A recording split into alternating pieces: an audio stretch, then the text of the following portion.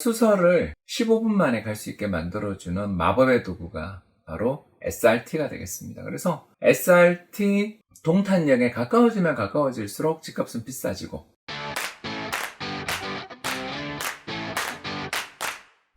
안녕하세요. 이코노미스트 홍춘욱입니다. 이코노미스트란 환율이나 주가, 금리 같은 경제 핵심 변수를 예측하는 걸 업으로 삼는 직업인데 27년 넘게 그 일을 해왔지만 늘 어렵기만 합니다. 그렇다 보니 경제 전망을 함에 있어서 도대체 어떤 도구를 가지고 해야 미래를 좀 더 그래도 아주 조금이나마 예측하는 데 도움이 될까 고민을 많이 하게 되는데요. 그때 저희들이 사용하는 도구가 바로 경제학입니다. 경제학의 여러 이론과 도구를 가지고서 어떻게든 미래를 예측해보려 노력하는 거고요. 물론 이게 100% 예측력을 가지면 얼마나 좋겠습니까만 그건 참 어려운 일이고, 최대한 주어진 조건 하에서 어떤 방향으로 미래가 움직일 것인가를 예측하는데 그나마 경제학만큼 도움되는 학문이 없기에 이걸 쓰고 있다, 이렇게 이해해 주시면 감사하겠어요. 그래서 오늘은 도심에서 정확하게 이야기하겠습니다. 교통의 핵심 중심지에서 멀어지면 멀어질수록 집값이 떨어지는, 다시 말해서 아주 중요한 중앙역이라고 저희들이 부르는데요. 핵심적인 도심에 가까워지면 가까워질수록 집값이 오르는 이유에 대해 살펴보려 합니다. 보여드리는 그림은 호갱노노라는 앱에서 캡처한 것인데요. 바로 SRT, 동탄역에서 수서까지 타면 15분 정도면 도착하죠. 수서를 15분 만에 갈 수 있게 만들어주는 마법의 도구가 바로 SRT가 되겠습니다. 그래서 동탄이 수원 밑에 있는데 거기에서 강남의 핵심 지역까지 단 15분, 그리고 물론 승하차에 걸리는 시간이라든가 이런 걸 생각하면 한 3, 40분 정도 걸리겠죠. 그러나 굉장히 신속하게 도심의 핵심 지역으로 도착시켜주는 이 역에 마치 방사원을 그린 것처럼, 다시 말해서 SRT 동탄역에 가까워지면 가까워질수록 집값은 비싸지고, 반대로 SRT 동탄역에서 멀어질수록 집값이 천천히 완만하게 떨어지는 현상을 발견할 수가 있어요. 이처럼 도심의 일자리의 중심 지역에 가까이 가면 갈수록 집값은 오르고, 일자리의 중심지에서 멀어지면 멀어질수록 집값이 떨어지는 현상이 일반적으로 관측됩니다. 그렇기 때문에 서울 집값이 그렇게 비싼 것이고 정부가 서울 집값 잡으려고 애를 쓰는 거죠. 그러면 왜 이런 일이 벌어지고 또 어떻게 해야 이런 일을 완화할 수 있는가에 대해서 오늘 살펴보겠습니다. 직관적으로 벌써 딱 답이 떠오릅니다. 아니, 회사 근처에, 도심 근처에 사는 게 편하니까 그렇죠? 라고 이야기하는데 이걸 경제학에서는 기회의 비용이라고 해요. 표 한번 보시면 좋을 것 같아요. 아주 매우 가까운 역 같은 경우에는 월별 임대료가 예를 들어서 1180불이다. 비싸죠. 그러나 포틀랜드라는 시를 지금 저희가 대상으로 해서 이야기를 할 텐데 미국에서 이 정도면 그래도 싼 편에 속한다라는 걸 먼저 전제를 두고요. 그리고 매우 먼 역이다. 그러니까 한 달에 20번 정도 회사 출퇴근하는데 통근 시간이 20시간이니까 이게 우리로 이야기하면 가까운 곳이에요, 사실. 그죠? 그러나 이제 출퇴근 통근에 있어서 미국 사람들의 생각은 좀 다르니까요. 아무튼 통근 시간 20시간 정도, 매일 60분 정도 걸리는 곳에 있는 임대료는 1000불이다. 계산을 위해서 하나 표를 만들어 본 것입니다. 당연히 우리가 돈이 없는 사람이라면 먼 곳에서 출퇴근하는 게 이익이 됩니다. 그러나 시간당 기회비용이라는 게 존재하잖아요. 내가 1시간 동안 10,000원 전철을 타고 있는 동안에 그 1시간 동안 나의 임금, 나의 시간 가치는 얼마인가를 우리 생각해 보자라는 거죠. 그 1시간이면 내가 뭔가 다른 일을 할 수 있잖아요. 예를 들어서 공부를 좀 더 할 수도 있고요. 한잠 더 잘 수도 있고요. 또는 1시간 동안 좋아하는 사람과 함께 즐거운 다른 일들을 할 수도 있지 않습니까? 결국 그 1시간 1시간의 가치를 사람이 어떻게 판단하느냐에 따라서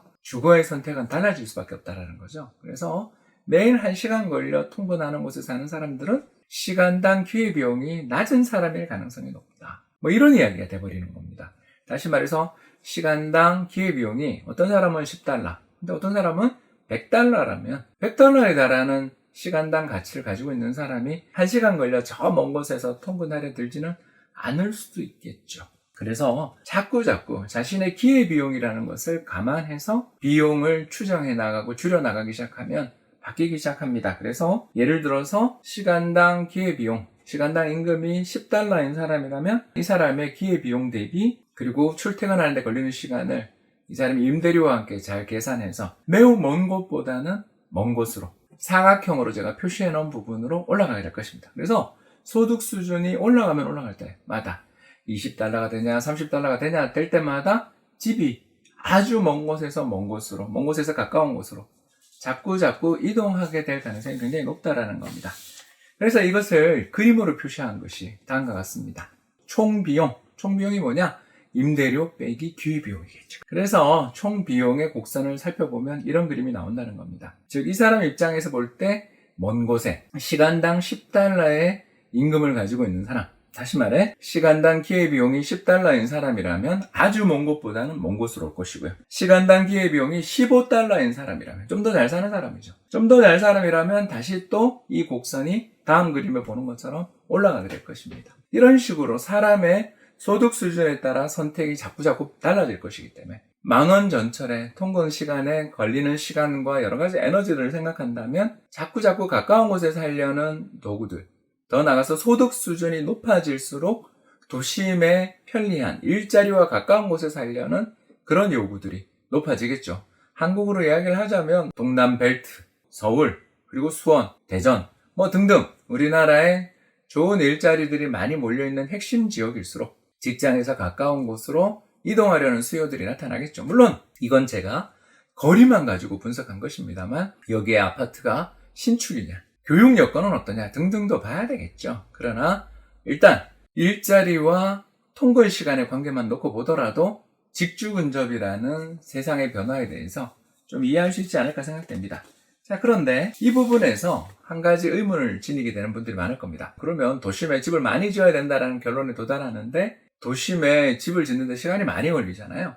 그럼 이 문제들을 어떻게 해결할 수 있느냐? 특히 도심일수록 이미 사람들이 살고 있기 때문에 이해관계가 복잡해서 재건축이나 재개발을 하는데도 많은 시간이 걸리는 문제는 어떻게 할 것이냐? 이걸 해결하는데 가장 좋은 대안이 바로 교통망입니다. 제가 아까 미국의 오레곤주 포틀랜드의 사례를 이야기했던 이유가 바로 이제 이 이야기를 하기 위함인데요. 그림 한번 보시죠. 그림은 미국 오레곤주 포틀랜드시의 순환도로 현황을 보여주고 있습니다. 나라들마다 다 마찬가지입니다만 저 멀리서 출퇴근하시는 분들을 도와주기 위해서 순환도로들을 만들고 전철망을 만드는데 미국 같은 경우는 전철망보다는 순환도로망을 만드는데 치중했나 봐요. 그랬더니 재밌는 결과가 나왔습니다. 다음 그림 보시죠. 집값이 어때요? 이렇게 떨어집니다. 그죠?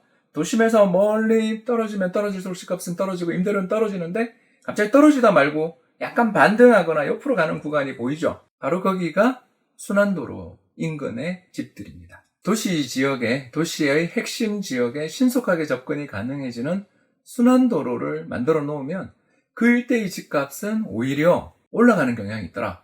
왜 그렇습니까? 물으면 우리 다 알죠. SRT 개통된 거랑 똑같은 효과죠. 그죠? 동탄역에 SRT가 들어오면서 강남 접근성이 급격히 개선된 것처럼 포틀랜드의 순환도로망이 개통되면서 순환도로 인근에 있는 주택은 도심의 핵심 지역으로 출퇴근하는 데 걸리는 시간이 줄어들어 기회비용이 떨어져 더 매력적인 부동산이 됐던 것입니다. 따라서 도심 지역으로 몰리고 있는 현재의 여러 가지 문제들을 해결하기 위해서는 사람들의 기회비용, 즉 통근 시간에 걸리게 되는 그 시간이 얼마나 가치가 있는가에 대한 고민들에서부터 시작돼서 이걸 어떻게 덜어줄 것인가에 대한 해법은 결국 집을 많이 짓는 것도 있겠지만 교통망을 신속하게 확충해주고 거기에 집중적으로 투자를 해주는 것, 이게 대안이 되지 않겠냐라는 걸 포틀랜드시의 사례를 통해서 알 수 있었습니다. 지금까지 했던 내용을 요약하자면 인간은 한 시간이라는 동일한 시간을 쓰더라도 그 사람의 가지고 있는 소득 수준이라든가 여러 가지 기호에 따라 그 한 시간의 가치는 달라질 수 있다는 것. 그리고 이런 기회비용의 차이들 때문에 도시지역이라든가 이런 곳에서 집값의 차이가 벌어지는 경향이 나타나더라. 그리고 이 문제를 해결하기 위해서는 그 기회비용을 어떻게 줄여줄 것인가를 고민하는 데서 시작하는 게 바람직하지 않겠느냐까지 이야기를 했습니다. 지금까지 시청해 주셔서 대단히 감사합니다.